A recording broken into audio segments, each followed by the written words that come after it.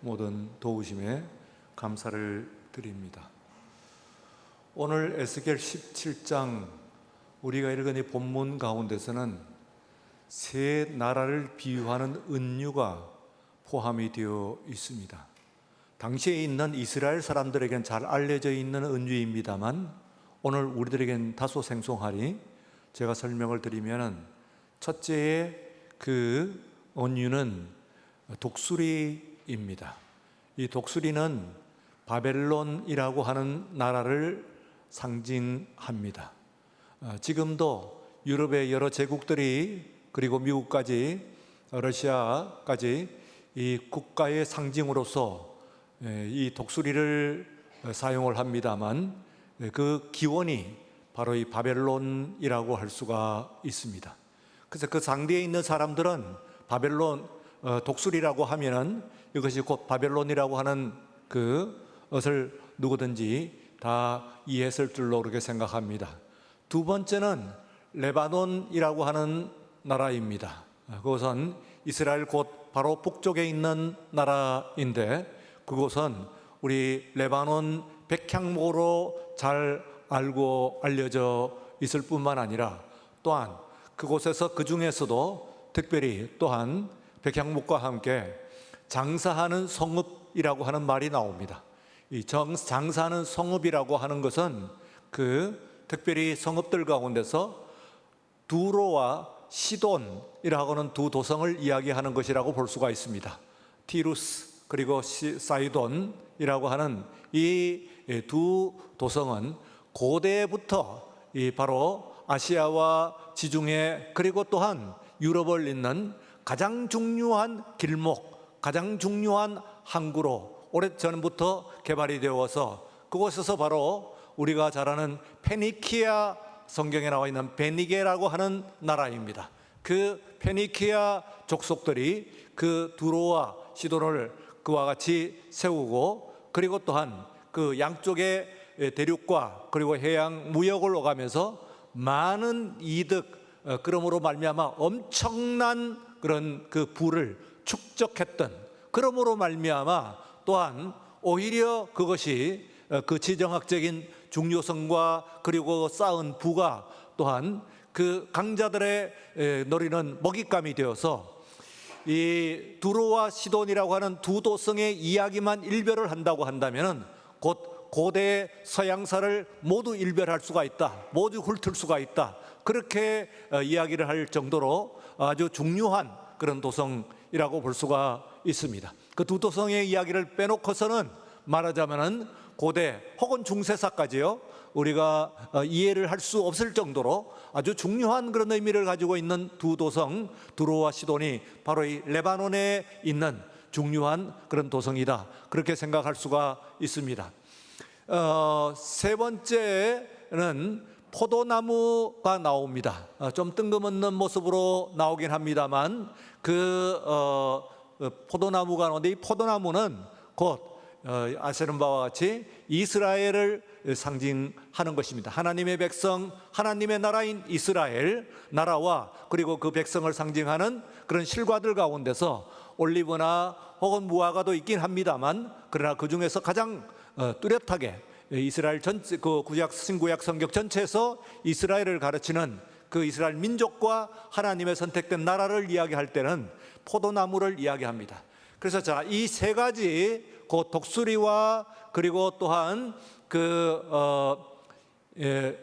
레바논 백향목 또 장사하는 성읍으로 상징되는 또 이 레바논 그리고 또한 그 세 번째 포도나무로 이렇게 상징되는 이스라엘을 역사를 말하자면 여기서 은유적으로 실제로 일어난 그 역사를 은유적으로 이야기를 하고 있습니다. 바벨론이라고 하는 대제국이 들어와서 이제 그 말씀 가운데서는 이 큰 독수리, 어떤 독수리냐 하면 우리가 3절에 보시면은 그 색깔이 화려하고 날개가 크고 깃이 길고 털이 숱한 큰 독수리, 이쯤 되면 어떻습니까? 물론 독수리들 가운데서도 비루한 독수리의 모습들도 있긴 합니다만, 그러나 이것은 그야말로 독수리에 갖춰야 될 모든 것들을, 그 독수리의 말하는 영광이라고 하면은 독수리가 갖춰야 될 영광의 모든 것들을 다 갖추고 있는 그런 모습이라고 볼 수가 있습니다. 이런 독수리가 3절에 보시면 레바논에 이르러 백향목 높은 가지를 꺾었다 하는 이야기는 뭡니까?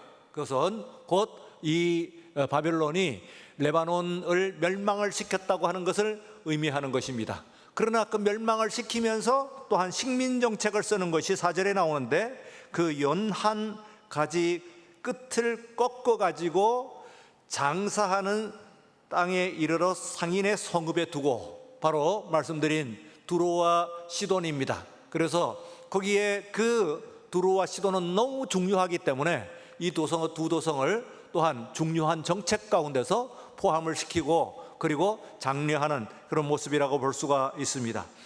그리고 또한 그 땅의 종자를 꺾어서 그 옥토에 심되 수양보들 가지처럼 물가에 심더니 그것이 자라서 퍼져서 높지 아니한 포도나무 굵은 가지와 가는 가지가 난 포도나무가 되었다 하고 이제 6절의 말씀 나오고 있습니다. 이 6절에 있는 말씀은 말씀드린 대로 포도나무는 이스라엘을 가르치는데 조금 뜬금없죠. 분명히 백향목 연한 가지를 꺾어 가지고 붙였다. 그런데 그것이 포도나무가 되었다. 높지는 않습니다만 그러나 또한 굵고, 그리고 또한 명맥을 유지했다, 그런 이야기입니다. 말하자면은 레바논의 두로와 시돈에게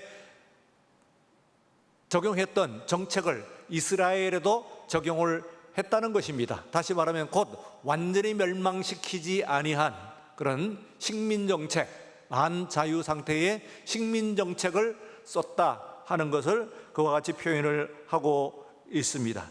그럼 마지막에 우리가 그 운명을 이야기를 할 때 제가 10절을 여러분들이 본문으로 우리들 함께 읽었습니다만, 10절을 보시면은 볼지어다 그것이 심어졌으나 번성하겠느냐, 동풍에 부딪힐 때 아주 마르지 아니하겠느냐. 팔레스타인의 바람은 서풍과 동풍으로 나눠집니다. 서풍은 바다에서 불어넣어오는 습한 바람입니다. 그럼 비를 동반하고 있는 그런 습한 바람이 되는 것이고, 동풍은 아라비아 반도라고 하는 아라비아 광야로부터 불어오는 아주 건조하고 뜨거운 그런 바람이 됩니다. 어느 정도냐 하면은 상상을 초월할 정도입니다. 말하자면 우리나라 지금 열대야라고 이야기합니다. 이 정도의 더위를 가지고는 도저히 비교할 수 없을 정도로 아주 상상을 초월하는 엄청난 더위. 그래서 그 더위가 불어오게 되면은 그야말로 모든 들판에 있는 식물들을 말라버리게 하는 그런 정도로 엄청난 그런 열기를 가지고 있는 그런 것인데, 바로 이 심어졌으나 번성하겠느냐, 동풍에 부딪힐 때 아주 마르지 않겠느냐. 곧 아무리 그런 뜻을 가지고 식민을 해가지고 이 두로와 시돈 같은 도시국가를 장려를 하고, 그리고 또한 이스라엘 이 예루살렘을 또한 명맥을 유지하게 하더라도 조금 되는 것처럼 보입니다만 결국은 그 나라가 망하지 않겠느냐 하는 그런 말씀을 하고 있습니다. 오늘 제가 이제 여러분들에게 좀 말씀을 드리고자 하는 것은 이 독수리 문양을 상징으로 하고 있는 그 나라가 이 기원이 바벨론이라고 한다면은 가장 역사적으로 뚜렷한 그런 인식을 하게 한 그런 나라는 바로 이 로마라고 볼 수가 있습니다. 여러분들이 로마의 무슨 영화 같은 것을 보게 되면은 그게 반드시 등장하는 것이 로마의 군대나 혹은 로마의 정권이나 상징을 할 때 독수리가 나타나고 있어요. 쌍두 독수리라고 해서요, 양쪽에 머리가 두 개가 난 그런 독수리가 또 로마의 상징으로 나와 있는 것을 볼 수가 있습니다. 이 독수리는 로마뿐만 아니라 또한 그 뒤에 지금 세계의 패권을 가지고 있는 패권국이라고 하는 미국과 러시아, 두 나라도 독수리가 상징이고, 그리고 그 이전에 있는 독일, 지금도 독일의 그 상징이 그 독수리이긴 합니다만, 특별히 그 히틀러 나치 정권들이 가지고 있을 때 독수리를 아주 뚜렷하게 내세운 그런 선명한 모습들을 우리가 기억을 합니다. 앞에 있는 러시아의 뿐만 아니라 유럽의 여러 제국들 같은 것들도 있습니다. 그 중에서도 가장 말하자면 역사적으로 가장 각인이 되어 있는 중요한 그런 그 상징을 쓴 나라가 바로 이 로마라고 할 수가 있는데, 이 나라가 또한 그 세상에서 우리가 인간이 이룩한 나라들 가운데서 가장 그 명맥을 오래 유지를 했을 뿐만 아니라 또한 가장 강대했던 나라로 기억을 합니다. 물론 로마보다도 이 더 넓은 땅을 가진 알렉산더나 혹은 몽골과 같은 그런 제국이 있습니다만, 그러나 그것은 잠깐 정복을 한 정도이고, 정복한 영역이 그렇게 넓었다는 것이지, 실제적으로 그 나라를 정복하려고 그리고 오랫동안 통치한 나라는 로마라고 이야기할 수가 있습니다. 바로 이 로마가 이 독수리를 상징을 했는데, 이 나라도 이제 멸망을 하는 것이 5세기 초, 그러니까 말하자면 400년대에 있는데, 이때에 바로 이 로마의 가운데서 이제 아우구스티누스라고 하는, 우리가 잘 아는, 지금 말씀 365를 함께 따라오시는 분들은 그 표지로 나와 있기 때문에 아마 익숙한 그런 그림일 줄로 합니다. 아주 유명한 그림인데요, 바로 이 아우구스티누스라고 합니다. 지난주에 제가 말씀을 드렸을 때 가톨릭 신앙은 성 아우구스티누스라고 표현을 합니다만, 우리는 성이라고 하는 것을 쓰지 않죠. 물론 그가 거룩하지 않은 것은 아닙니다. 물론 그는 성자입니다. 그러나 또한 모든 성도들이 다 성자이기 때문에, 세인츠라고 그랬죠. 모든 사람들이 다 성자이기 때문에 특별히 그만 가르쳐 가지고 성이라고 하는 말을 쓰지 않는다. 이것이 가톨릭 신앙과 그리고 이 개신교 개혁 신학의 가장 중요한 차이 중에 하나다, 그런 말씀을 제가 드렸어요. 아우구스티누스는 물론 거룩한 사람입니다만, 또한 모든 성도들은, 오늘 이 자리에서 예배드리는 우리 모두들도 또한 그리스도 안에서, 그 믿음 안에서 모두 거룩한 사람들입니다. 성자들입니다. 그래서 그 대신에 이제 그 출신 지역을 이야기합니다. 성 프란시스라고 이야기하지 않고 아시시의 프란시스라고 이야기하는 것과 같이 그 아우구스티누스도 우리는 히포의 아우구스티누스 그렇게 이야기합니다. 히포라고 하는 곳은 어디냐 하면 지금의 아프리카 리비아에 해당하는 지역입니다. 왜 뜬금없이 아프리카냐 합니다만, 그 당시는 그게 로마 제국에 다 포함되어 있는 그런 나라이기 때문에 로마에 속한 사람이죠. 로마 제국의 그런 속한 사람이라고 이렇게 보시면 됩니다. 그가 또한 398년에 이 히포의 대주교가 되었어요. 그래서 오랫동안 이제 그곳에서 주교로서 활약을 하면서 마지막 76세 때에 430년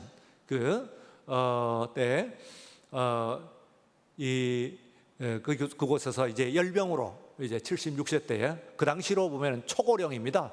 지금에는 이제 말하자면은 그렇게 고령이 아닐 수도 있습니다만, 그 당시로서는 초고령의 노인이라고 볼 수가 있습니다. 그런데 그 자신도 또한 육신의 열정이 식어가고 쇠약해져가는 그런 가운데서 열병으로 그렇게 죽어갔습니다만, 또한 그때에 로마 제국도 또한 멸망하고 있었습니다. 멸망 중인데 거의 멸망을 하고 있었죠. 바로 이 아우구스티누스는 절대로 자기 자신도 또 로마에 대한 로마의 시민이기 때문에 절대로 로마가 멸망할 수가 없다, 그런 생각을 했어요. 오현재의 그 팍스 로마나 100년의 그 평화기를 거쳐가지고 혼란기가 왔습니다만, 그러나 그런 혼란기가 와도 어떻게 세상이 아무리 뭐 로마 제국이 혼란한다고 해서 이 위대한 로마 제국이 멸망을 하겠느냐 하는 생각을 모든 세상에 있는 로마의 사람들이 다 가지고 있었을 뿐만 아니라, 또한 그 아우구스티누스 자신도 그렇게 가지고 있어요. 로마라고 하는 나라는 멸망할 수가 없는 그런 나라다, 그렇게 생각을 하고 있었는데, 이미 410년 전에 그 고트족이라고 이야기합니다. 고트족, 그 고트족에 의해 가지고 로마가 함락이 됐어요. 그래서 마음껏 유린을 했지요. 그러나 그것을 멸망은 하지는 않았습니다만, 그러나 어쨌든 간에 로마가 침공을, 최초로 로마의 본토뿐만 아니라 로마시가 바로 침략자의 그 수중에 떨어지는 엄청난 그런 충격적인 일을 목도를 하게 됩니다. 그러면서 아우구스티누스를 비롯한 모든 사람들이 굉장히 충격에 쌓입니다. 충격에 쌓이면서 그때부터 이제 보는데, 실제적으로는 이 아우구스티누스가 죽는 430년 때는 그의 히포, 그가 대주기로 있던 이 히포가 반달이라고 하는 족속입니다. 야만족 중에서 반달이라고 하는 그 반달족에 의해 가지고 포위가 됐어요. 그래서 이제 그 멸망의 직전에 있습니다. 아마도 그대로 있게 되면은 그가 병사하지 않았어도 그가 이 반달족에 의해서 죽음을 당할 수 있는 그런 처지입니다. 중요한 인물이니까요. 그러므로 삼중적인 죽음, 곧 그가 76세의 고령으로서 이제 그의 그 육신이 쇠잔에 가서 죽음을 향해서 치닫고 있는 그런 상태였고, 뿐만 아니라 또한 로마의 그 운명이 그렇게 연약해져 가고 있을 뿐만 아니라, 실제적으로 그를 둘러싸고 있는 그 도시인 히포가 그 야만족에 의해 가지고 이렇게 포위가 되어 가지고 이제 멸망 직전에 있는 그런 가운데서, 물론 그때만 딱 쓴 것은 아닙니다만 410년부터 쓰는 아주 중요한 그런 그 불후의 명작이 있습니다. 우리가 서양의 역사를, 그리고 또 기독교를 이해를 하기 위해 가지고는 절대로 그냥 포기할 수, 그냥 넘을 수가 없는 그런 중요한 책이 키비타스 데이, 라틴어로 되어 있는 원명이 키비타스 데이라고 하는, 곧 하나님의 도성이라고 하는 그런 책입니다.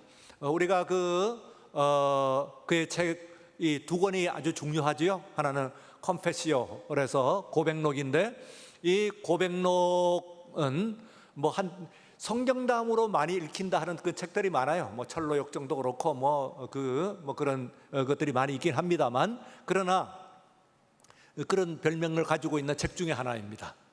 고백록, 이것이 가장 많이 읽히는 그런 성경담으로 기독교인들에 의해서 가장 많이 읽히는 책 중에 하나가 바로 이 고백록.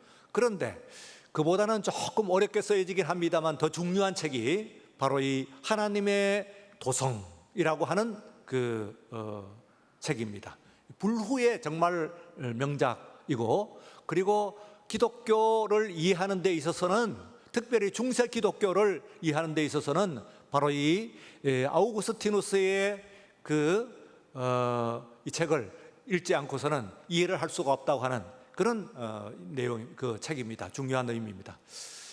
조금 간추려서 여러분들에게, 읽지는 않으셨을 것 같고 간추려서 여러분들에게 말씀을 드리면은, 거기에는 두 개의 도성이 나옵니다. 하나는 바로 말씀드리는 키피타스 데이, 하나님의 도성이 나고, 또 하나는 키피타스 테라의 그 땅의 도성, 이 세상의 그 도성이 나옵니다. 근데 이 두 성이 완전히 뚝 떨어져 가지고 저쪽에 하나님의 도성이 있고 저쪽에 땅의 도성이 있으면 괜찮겠는데 문제가 없겠죠. 그냥 뭐 이야기를 따로 하면 되겠어요.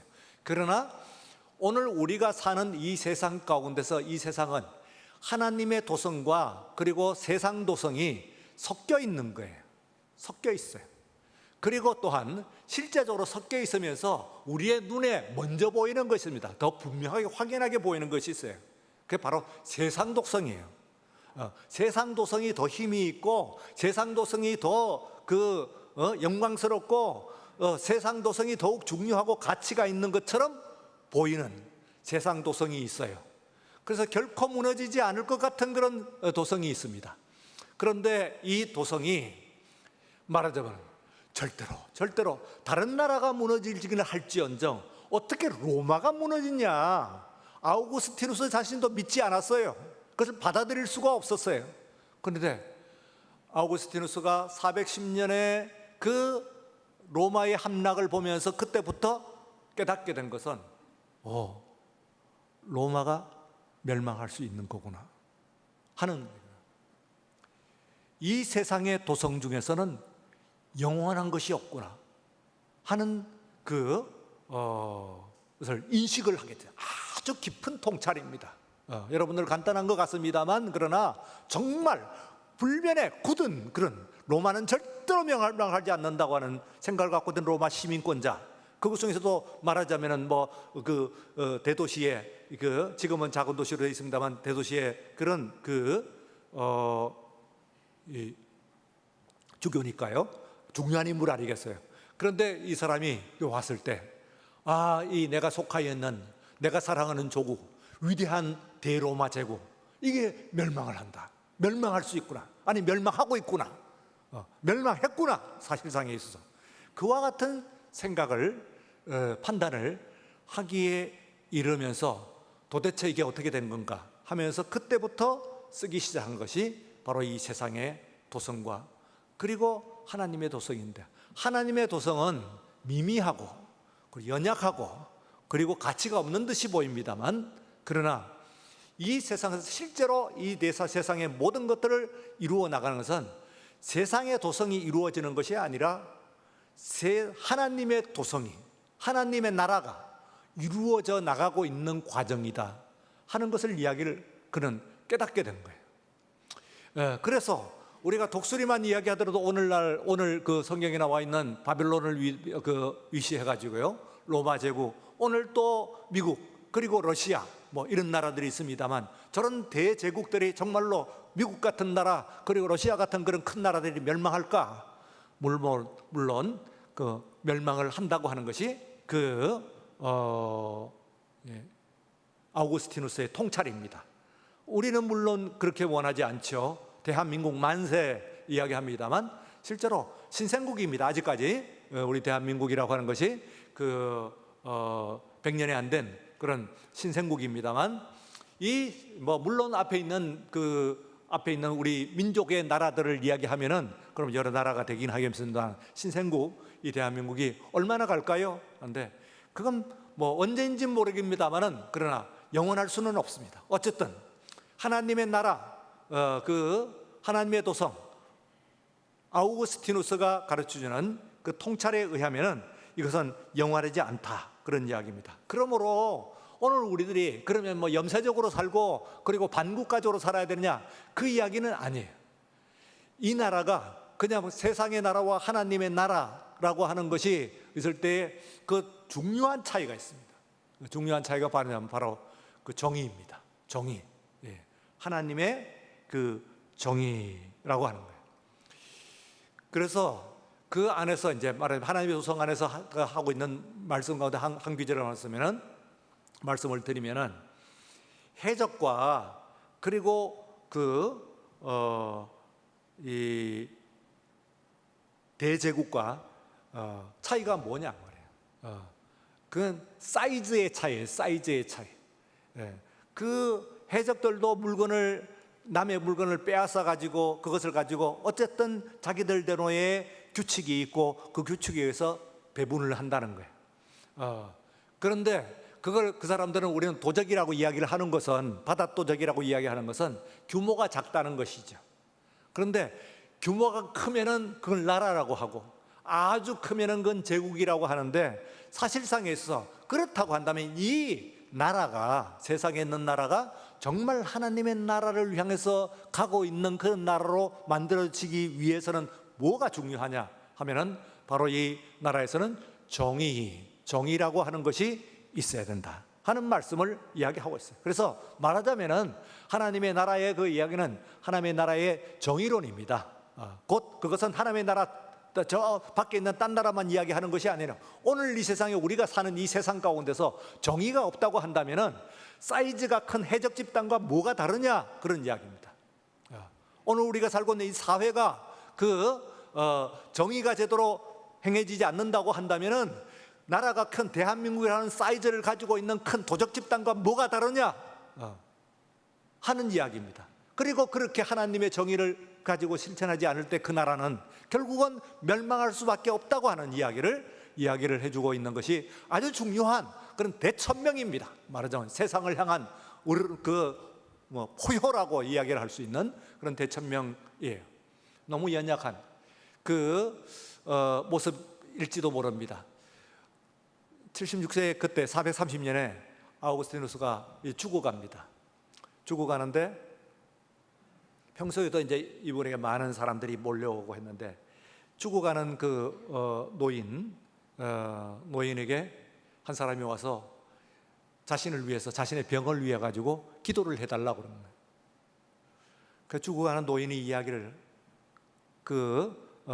아주 억지로 신락 같은 목소리로 이야기합니다. 나 지금 죽어가고 있는데 머리를 들 힘도 없어. 내가 어떻게 당신을 위해서 기도를 하겠어 하고 노인 얘기합니다. 이 사람이 거기 대답합니다. 제가 꿈을 꾸었습니다.